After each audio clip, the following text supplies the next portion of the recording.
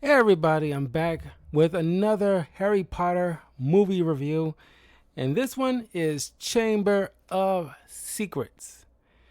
Now, before I continue, please do me a huge favor and leave a like to this video and a comment. Share this with your friends and let me know which is your Harry Potter favorite Harry Potter film. If I have to put on my little Harry Potter garment. Matter of fact, no, screw it. One second. Let me, because I completely forgot about it. I got caught up with some stuff. Hold on. One second.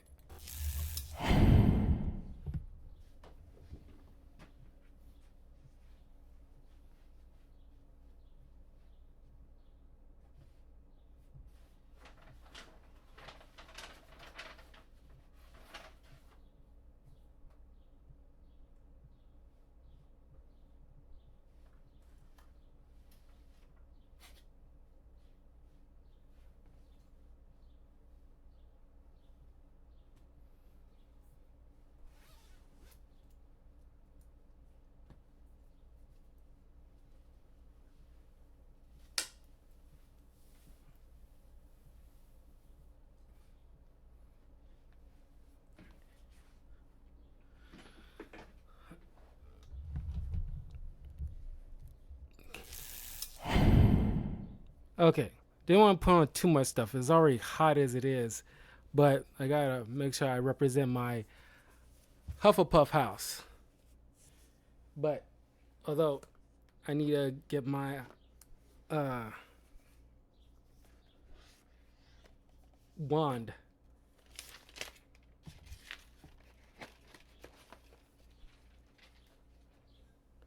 My Hermione Granger wand. Oh, and I did look up the whole Hermione Granger, bit of backstory, and I think I kind of misspoke with her, like, how this is like, about the whole so smart she should have been put in Ravenclaw, and the Sorting Hat initially wanted to put her in Ravenclaw, but ultimately ended up choosing the Gryffindor house. I looked it up. I had to make sure I come correct in this video. So get that part of the way. Now on to the review. So, um, it's funny to see these young cast age in real time, or sort of real time. But Harry, he's not living underneath the stairs this time around. He actually got a freaking room, but still being treated like crap by the Dursleys. And Harry ends up meeting this house elf named Dobby, who warns Harry not to return to Hogwarts. He's very cryptic about it, and in ensuring that he stays put, he ends up getting him in trouble by the Dursleys, who then bar the windows and lock the doors so he can't leave. But Ron and his brother show up in a flying car, rescue him, and they make their way over to the Weasleys' residence, where we see the rest of the Weasley family. Jenny, of course, she see the little crush. Looking back on it, she kind of have that Hinata Hyuga attitude when Hinata obviously has a crush on Naruto. Jenny obviously has a crush on Harry, because she's clearly like shy and introverted. And we meet the Weasleys' patriarch of the house, and of course the patriarch and the matriarch of the Weasley house, very loving couple. And then the father, his job, I mean, he works for the Ministry of Magic, but mostly on Muggle related artifacts. And I'm thinking to myself, why do you need that? He asks in the intricacies of a rubber duck to Harry. And I'm thinking to myself, sure, your world, you're pretty much in the midst of magic almost, like 90 to 95% of the time. But you cannot tell me you don't understand the whole concept of a rubber duck. And like, why would you need? It's like, looking back on it, it's like, man, that's kind of dumb. It's like, hell, like the fact that you guys go to a train station to find platform 9 3/4. You mean to tell me that you don't sit in a cafe at one time in London? You don't travel to just like an ordinary place, even though it's mostly muggles around? You mean to tell me that most of you guys have families that uh uh get into relationships with muggles and have like half-blood children and stuff? I was like, why you need like a whole job position for this? That kind of like, okay, didn't make no freaking sense, honestly. If you look really deep into it, it's like, okay, that really seems unnecessary, but whatever. But Ron comes to a very loving home, but you can tell that the mom is a little more hard, maybe because she raised mostly boys except the one girl, but she just really likes, I won't say really like, but she's like so easygoing with Harry, like like an pseudo adopted son in a way, and treat him so warmingly. But she's very like a caring mom, but she can lay down the law when need be, especially when it comes to Ron, which is kind of like it's like the poor Ron. It's like he's went out his way with his brothers to go rescue his friend, clearly in dire straits, and it's like the mom don't take a moment to like just appreciate the situation. But maybe it is on Ron for not like, because their rules, you can't operate magic outside of their world, especially outside of Hogwarts. Flying cars being like a key thing, but he should have just relayed that to his parents so he can go to probably like a proper channels in order to get Harry. But whatever. So they use this powder in order to transport them to Diagon Alley, but Harry mispronounces it, ends up in like a seedy part of the alley, bumps into Hagrid, who walks him out that those areas. They meet up with Hermione and then the rest of the Weasley family, who doesn't seem all that pressed in making sure to find Harry. They too caught up with this clearly a shyster crap that all the ladies are swooning over. Crap. He's the new defense against the dark arts. Gilderoy Lockhart. God, I never liked this freaking character. Even in the books, it's like he's not meant to be like clearly, but still in the books, it's like it's so obvious that this guy is like a piece of crap.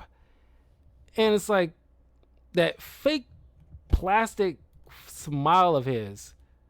I don't know. This seems like, God, can you make it more obvious that you're not on the up and up in some kind of way? He's not like evil. I'm glad that it wasn't lean in that way, but clearly he's just kind of an ass.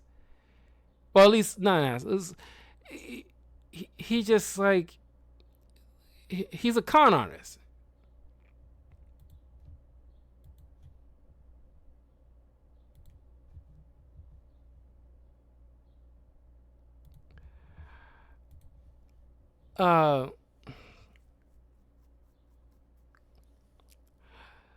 So they also end up bumping into Draco Malfoy and his father. Oh, I didn't go with the new cast. Of course, we got the typical cast from the previous movie. Uh, uh, but we got Kenneth Branagh. Oh yeah, that was Kenneth. I knew like I recognized that face. I couldn't uh place it because is I know Kenneth Branagh is like a Hercule Poirot, and he's got like this fancy mustache. But this is like uh this is a way long time ago when he was clearly younger. Kenneth Branagh, who will turn out to be like a director in his own right, celebrity author. Uh, uh, we got uh, uh,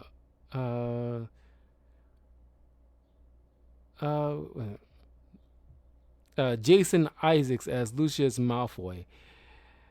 Uh, uh, Gemma Jones as Madame Pumphrey, the Hogwarts nurse. Uh, Fiona Shaw as Petunia Dursley, Harry's Muggle aunt. And of course, Julie Waters is Molly Weasley. Um,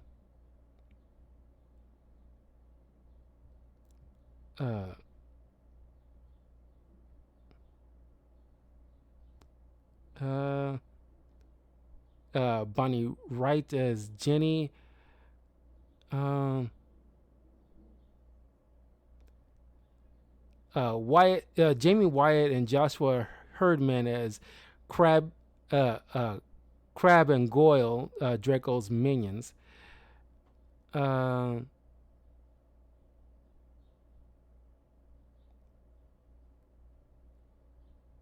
uh,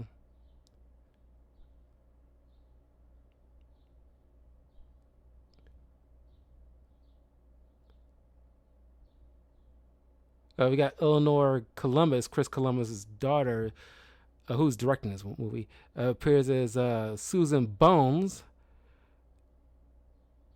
Uh,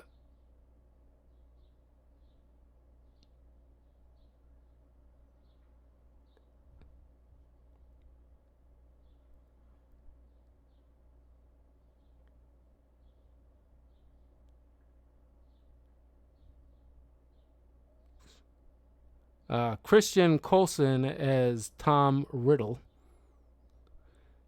Uh, Mark Williams as Arthur Weasley, the father.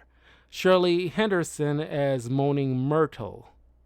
Which her voice gets so freaking grating.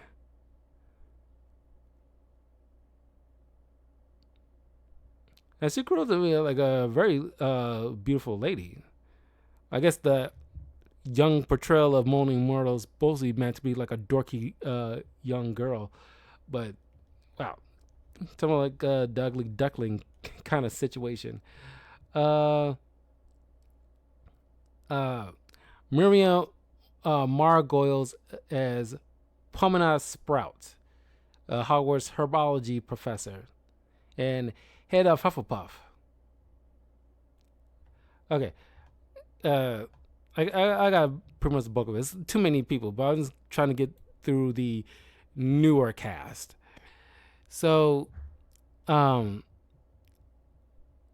as they bump into Malfoy's Draco Malfoy's father, who pretty much, right off the bat, we know, like, talking about like a great new villainous foil, where you immediately understand where this guy is coming from in terms of like, thanks for the follow, Lowell Mil Padre.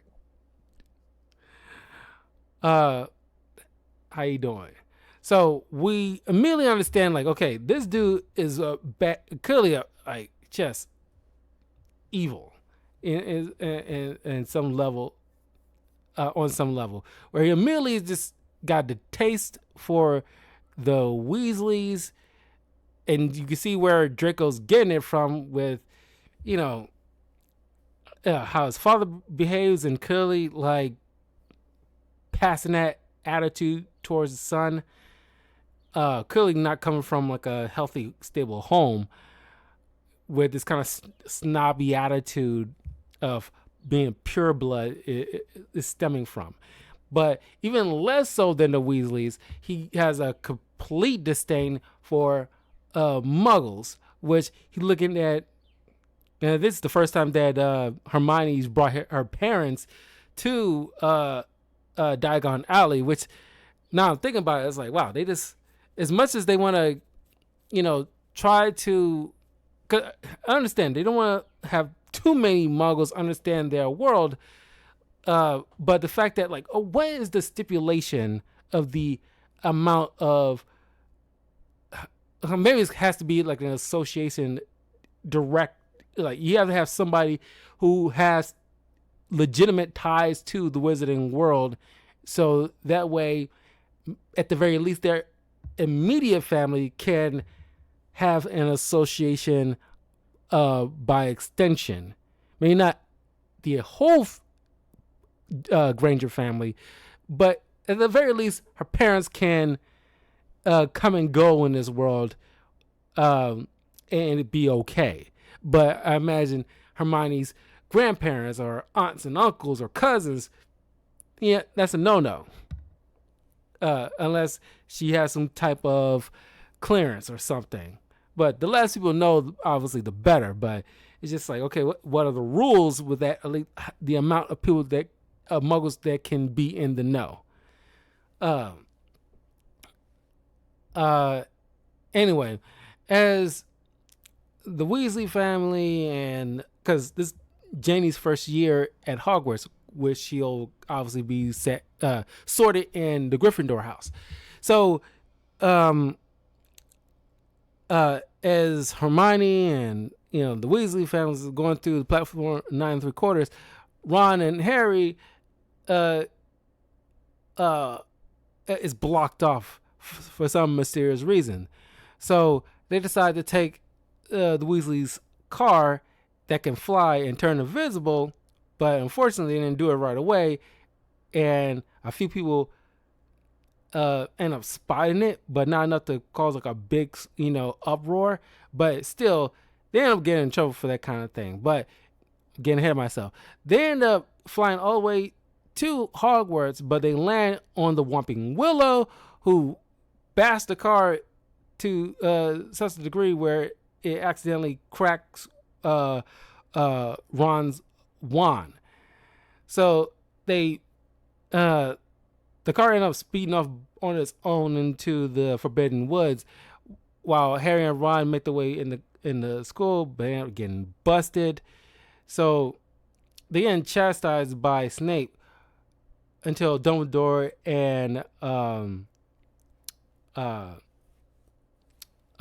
Maggie Smith. I just want to say Maggie Smith for some reason.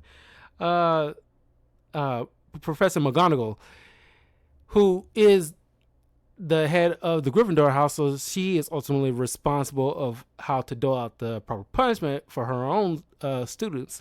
So Ron and Harry ends up getting detention. But I'm thinking, like, you mean to tell me you won't like explain yourself to McGonagall and say, and Dumbledore? It's like, look, for some reason, platform 9 3/4 was blocked off to us, and we end up missing the train. So we have to get like a different outlet just to get here.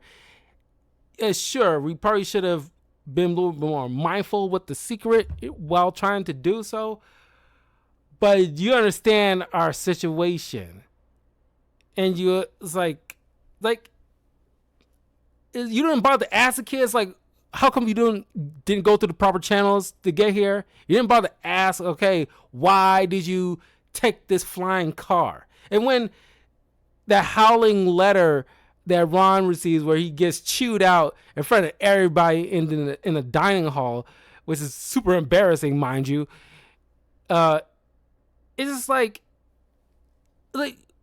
why y'all chastising these kids instead of like asking, like, okay, the first question as a parent or even as a guardian or an adult, ask the kids, why did you take the flying car? Why would you do that? And allow the kids to explain what happened. You unnecessarily allow these kids to get in trouble and get unnecessary. Not saying they shouldn't have detention. This got to be some level of punishment because they did break rules still. But you would think, the punishment would be less severe, or at least get detention, but half the time they probably would have gotten, given the fact that, given the circumstances, they wouldn't have no other outlet beyond just the train. So they have to come up with something out of the box.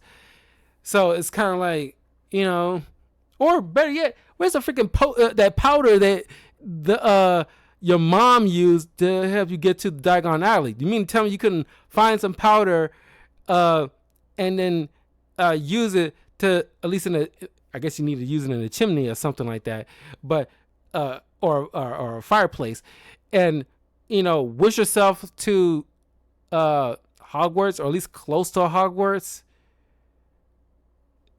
so that way you can get there quicker? Or why don't you even use this kind of skill in the last film? Now I'm thinking about it. Clearly there's other outlets to at least get close to Hogwarts beyond just the train. Like I said, I'm probably overthinking it, but I'm just can't help but okay, clearly there's other outlets. Train is more direct, but what happens if somebody missed the train? There's no, because normally trains in the modern age, even back, because this is set during the 90s, early 90s, mid 90s, where the film is taking place. Trains have schedules. It isn't just one train and then you're done for the day. Clearly, there's got to be a set schedule to pick up another. Because what if there's certain students that couldn't make the morning trip, or it's okay, something came up, they got to take another train in order to get to the school. Because if you think about something college or something like that, not everybody gotta go at this exact moment, right? Clearly, they come in all different points and times, but at least gotta be in the general time frame. I don't know. Like I said, I might be overthinking it, but it just seems kind of weird that they get in trouble for something that is kind of out of their freaking control. It's just whatever. Anyway, so Harry starts hearing a mysterious voice, and Ron and Hermione ends up running into the caretaker's petrified cat with blood written on the wall, stating that the Chamber of Secrets has been opened. So now Harry and his friends are looked at as suspects, and you would think that they would deserve the benefit of the doubt, but it's immediately just looked at in suspicion. I was like, come on. It's they saved Hogwarts last year. You would think okay, they deserve a benefit of the doubt instead of immediate accusations. And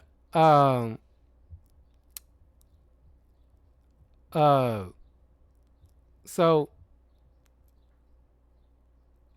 they got another mystery on our hands, gang. So they're trying to figure out what's going on with the Chamber of Secrets, who did that to the cat, and also this who's this? What's this mysterious voice? And of course, Hermione's telling Harry to keep that to himself, because even in the wizarding world, hearing voices is not a good thing. So for the most part, he keeps it to himself. Oh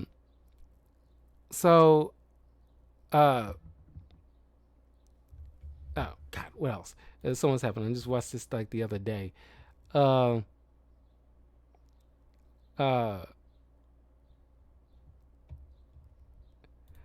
Chamber of Secrets is was created by the Slytherin house founder Salazar Slytherin, who speaks in Parseltongue. And I'm glad how they set this up for Harry from the first movie where he's able to talk to the snake at the zoo, but he wasn't speaking in Parseltongue. He was just communicating, at least, I guess, in our bird's eye view, we can actually hear what he's actually saying. But outside looking in, he'll probably, hear the Parseltongue speak. But here, which is kind of bewildering a lot of people, they're seeing Harry speaking in Parseltongue, which is like a rare capability. And the last one who's able to speak fluent Parseltongue was Salazar Slytherin, which causes Harry to question whether he was put in the right house or not. Because he has this kind of, I want to say a bigotry point of view of Slytherin.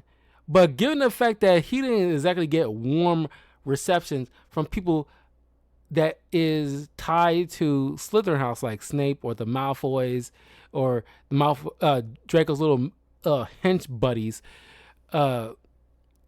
is always in it's always some kind of static between him and these people from this particular house. So of course, with that or at least cold reception, he's gonna have like a bad outlook. And it doesn't help that people are suspecting he's like the supposed heir to the Salazar Slytherin. So crap. So they're looking for who can be the true heir, and they think Draco would know. So Hermione comes up with the idea, okay, we should make a Polyjuice potion, disguise ourselves as Draco's little buddies, so that way we can probe for information easier. But unfortunately, it'll take about a month to put this together. So we go through quickly through the Christmas season and everything like that. And of course, Harry goes through his Quidditch team. Now, Draco's in the Slytherin's Quidditch team as their seeker. And of course, they got Nimbus 2001s, which is obviously not only more advanced than Harry's Nimbus 2000, but also coming from a rich family. Unlike the Gryffindors, all the Slytherin Quidditch team has this, new broomsticks, while Harry's the only one with at least a more advanced model compared to his teammates, but is 1 year, 1 year outdated compared to the newest model that the Slytherin Quidditch team has. And then while in the match, this jinxed Quaffle seemingly trying to attack Harry while trying to battle Draco for the moment to capture the golden snitch. Now, unlike last year, this year we're putting less emphasis, or at least time, with the whole Quidditch thing. Even though it is entertaining, but we don't have to do this whole setup about what the school is about. We can pretty much get past all that stuff. Harry still managed to get the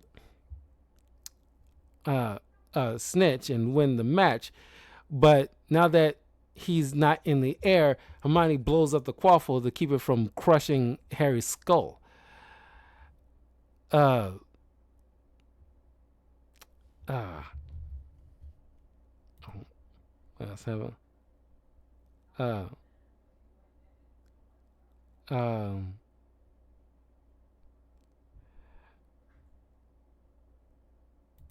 eventually finds this diary that has the name Tom Malvolio Riddle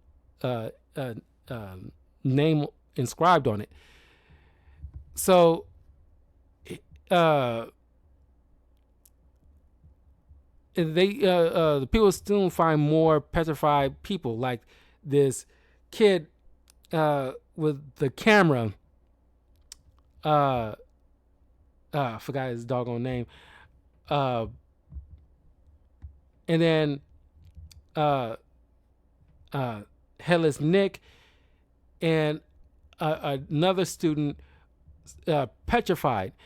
Now the school is on extreme high alert, and a lot of stuff end up getting canceled, and there's curfew implemented. Now things are getting so serious. Uh, they eventually take the potion. Harry and Ron, you know, infiltrate the Slytherin house and find out that Draco is not the heir, but they did find that the last time uh, the chamber was secret was open, there was a kid that died, a Muggle born. So, and by mistake, Hermione turned herself into a cat because he thought it was one of Slytherin girls' hairs, but it turns out to be a cat hair. So she temporarily turned into a cat. So Hermione, for the most part, has been like, here and there out of commission in this film.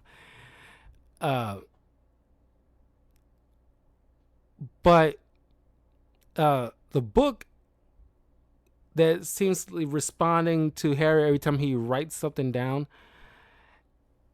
it transforms him back in time, like 50 years ago, where he sees like young Tom Riddle talking to Dumbledore, who's not the headmaster at this time, and it seems that Hagrid was the one who opened the Chamber of Secrets last time, and so they're thinking like Hagrid did it again. So, when they go to visit Hagrid in secret using the invisible cloak, they have to hide away while Hagrid speaks with the Minister of Magic and Dumbledore and Lucius Malfoy, who, with the record that Hagrid has, they assume that he is once again responsible. So without any type of due process, they just immediately put him in Azkaban, which is a prison in the Wizarding world. They also asked Dumbledore to step down until a proper investigation goes underway.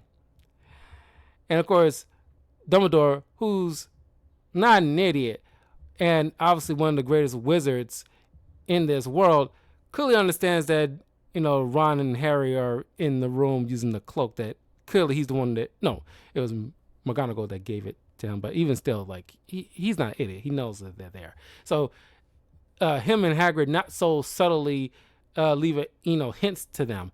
Hagrid tells them, if they want any kind of information, all they need to do is follow the spiders.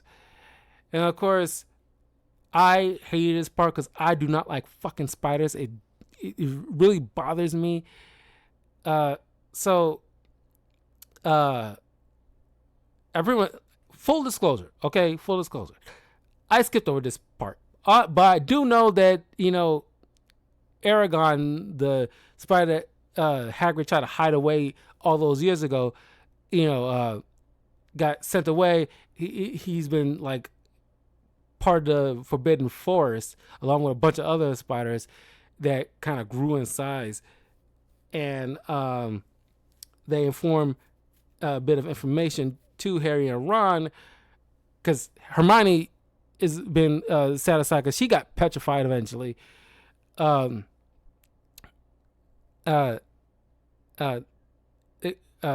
They mentioned that, leave a hint that it was Moaning Myrtle, pretty much, was the one that got killed last time when the chamber was open. She was the Muggle.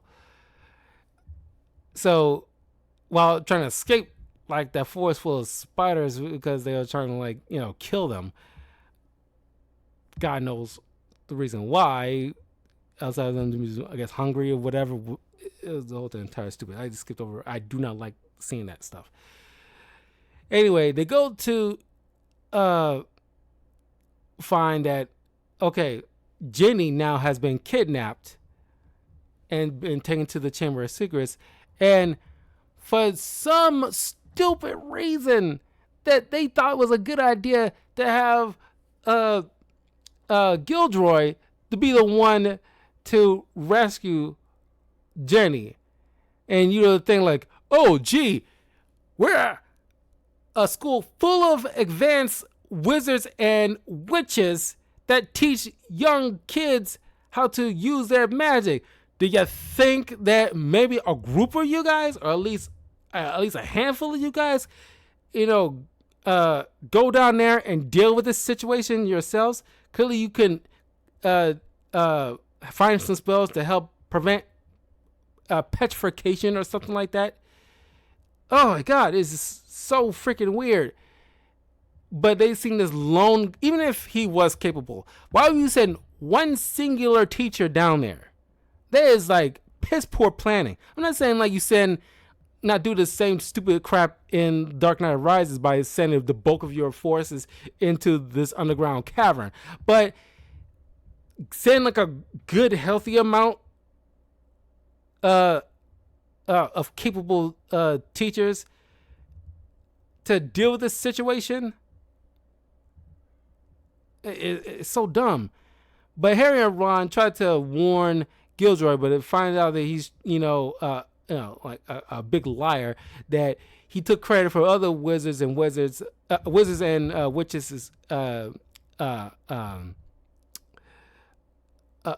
glories, and he's only skilled at memory charms, so he ends up wiping their memories, so that way there's nobody's snitching, calling him a liar or anything like that. So he's built this reputation as ultra powerful wizards, and it's like McGonagall, Snape, Dumbledore. Clearly Snape knows this guy's a piece of like a garbage wizard, but even still, Dumbledore, McGonagall, it's like, you clearly not calling this guy out. Some might argue they might send this guy to his death because they know full well he's full of crap.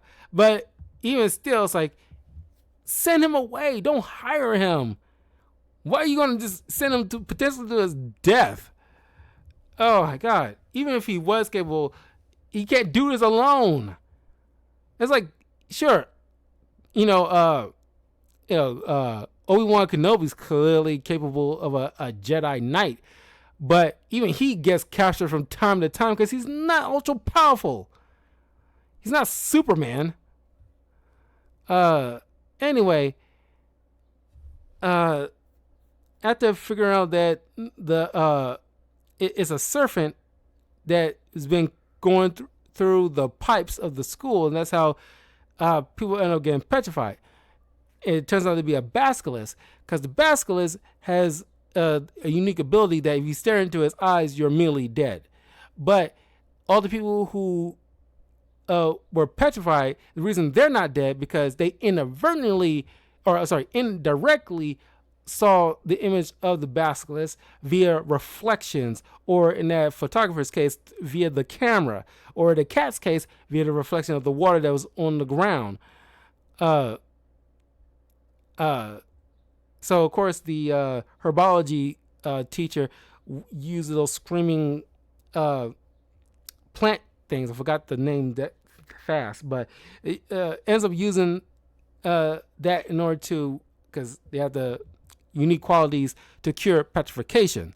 So eventually all the people who are affected, even the ghosts for some reason, are affected by it, and it ends up curing everybody.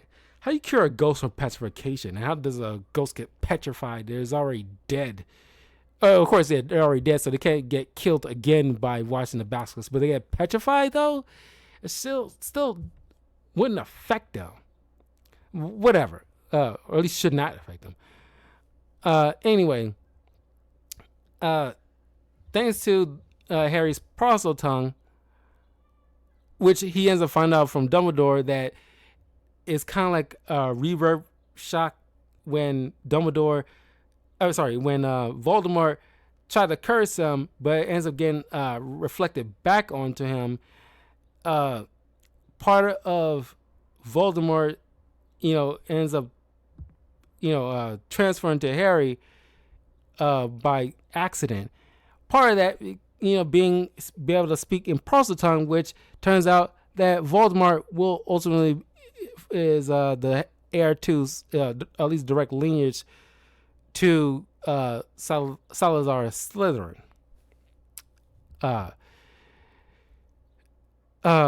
There's a cave-in thanks to Gilderoy, who steals Ron's wand, who still has yet fixed the doggone thing. But I guess it's a good thing he didn't get it fixed yet, because I kept screaming at the TV. It's like, God, why you haven't got that stupid thing fixed yet? But it's like, oh yeah, forgot.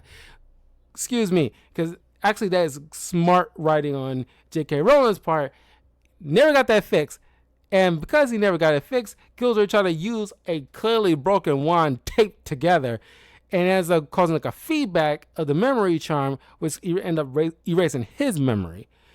Causes a cave-in, which separates Ron and Gilderoy from Harry. So Harry has to truck on, a soldier on, finds an accomplice, Jenny, and also meets up with Tom Riddle, who turns out to be a young 20-year-old version of Voldemort. And Tom Malvolio Riddle is just an acronym for I am Lord Voldemort.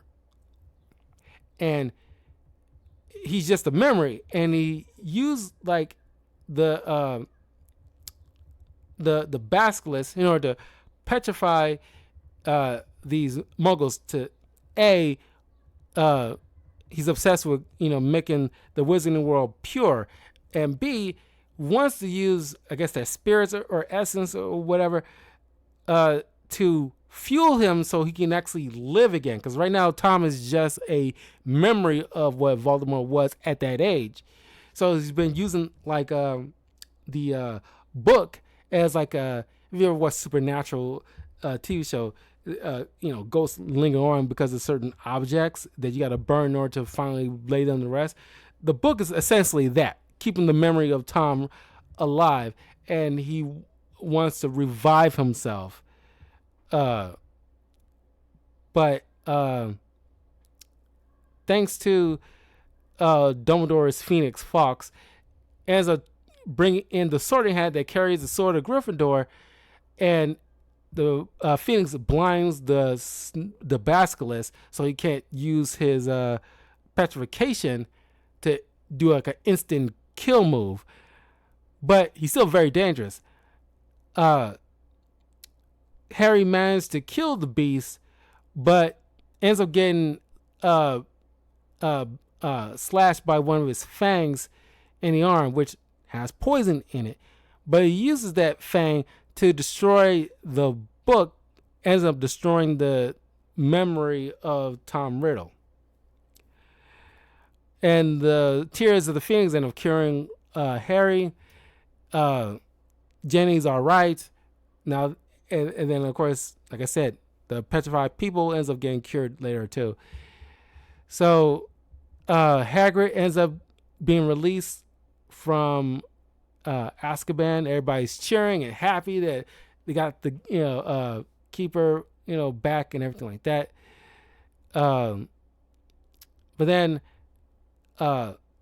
thanks to a slick move by Harry, because he set this up pretty well, that Dobby says he couldn't be free from slavery until the moment his owner give him a piece of clothing in order to count him as like his individual person. So Harry ends up removing one of his socks, putting it into the destroyed book of Tom.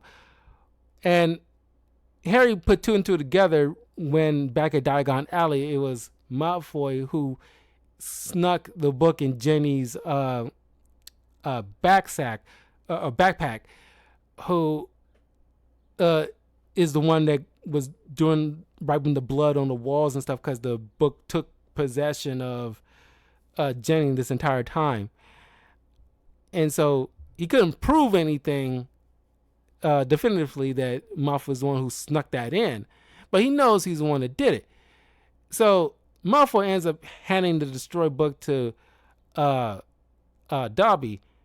Harry told him to open it, and Dobby knows it's the sock, and technically Malfoy did give Dobby the book, and by extension the piece of clothing, of his own free will, and therefore it counts as releasing from slavery. And of course it was Dobby the one who orchestrated like the whole situation with the platform 9 3/4, the bludger. He's the one that caused all that because he's trying to scare Harry away or keep her from returning to Hogwarts because he knew, there was danger coming. But for some reason he couldn't just spit it out, or at least tell enough of what he knows that, Harry doesn't have to put too much of the pieces together on his own. So he protects Malfoy from attacking Harry. So he just storms off. And Harry made Dobby promise to not, ever save my life again. Because it was such a pain in the ass with Dobby. Anyway, the movie ends. Yeah, as I stated before, I couldn't remember whether it was Chamber of Secrets or Prisoner of Azkaban that was kind of like the low on a totem pole of quality, in my opinion. And rewatching it's like, yeah, it was Chamber of Secrets. It was very low on the totem pole in terms of my out of the Harry Potter films. But the next film I'll be reviewing is Prisoner of Azkaban. Leave a comment below. Let me know what you guys think of Chamber of Secrets. And in a few minutes, I will be going over Naruto Season 1. Even, make sure I wear my Naruto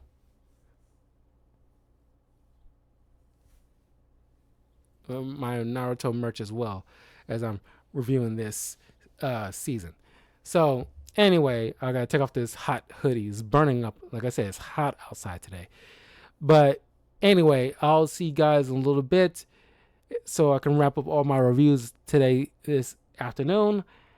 And I'll be back tomorrow with more video games to play on. Well, maybe not tomorrow. I gotta meet up with my mother. So I might, if I'm feeling up to it, I might stream a little later than normally. If not, I'll be back Saturday. Anyway, I will see you guys soon. Take care. Peace.